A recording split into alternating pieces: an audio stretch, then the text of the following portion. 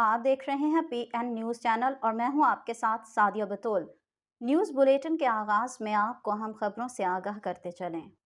बहावलनगर से bureau chief Punjab PN news Rana Mohammad Ashraf की report के मुताबिक हारूनाबाद में दम करने वाले जाली पीर को जुर्म साबित होने पर इलाका मजिस्ट्रेट थाना फ़कीर वाली जनाब फराज जावेद मजिस्ट्रेट दफ़ा 30 हारूनाबाद ने मुलजिम को 5 साल कैद बामुशक्कत और 11 लाख रुपए जुर्माने की सज़ा सुनाई।